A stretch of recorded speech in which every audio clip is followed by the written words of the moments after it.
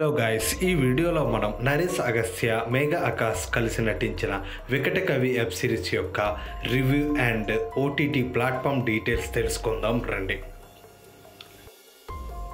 ఇక స్టోరీలోకి వెళ్తే ఈ సినిమా కథ మొత్తం 1940-1970ల మధ్య కాలంలో సాగుతుంది.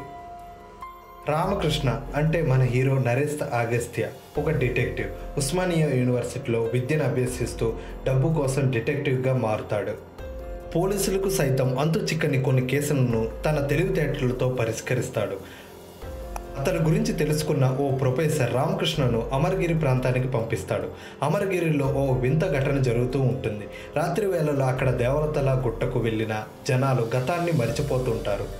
అమ్మోరు శాపం కారణంగానే ఇలా జరుగుతుందని ఆ ఊరి జనాలు భావిస్తారు. అందులో నిజమెంత ఉందని తెలుసుకునేందుకు రామకృష్ణ దేవతల గుట్టకు వెళ్తాడు. ఆ తర్వాత ఏం జరిగింది? అందరిలాగే మన హీరో రామకృష్ణ గతాన్ని మర్చిపోయాడా? దేవతల గుట్టకు వెళ్ళిన రామకృష్ణకు తెలిసిన నిజమేంటి? తెలియాలంటే వెంటనే ఈ వెబ్ సిరీస్ను చూడాల్సిందే ఫ్రెండ్స్. వికటకవి వెబ్ సిరీస్ యొక్క ఓటీటీ రైట్స్ను ప్రముఖ ఓటీటీ ప్లాట్ఫామ్ అయిన జీ5 దక్కించుకొని తెలుగులో స్ట్రీమింగ్ చేస్తుంది ఫ్రెండ్స్.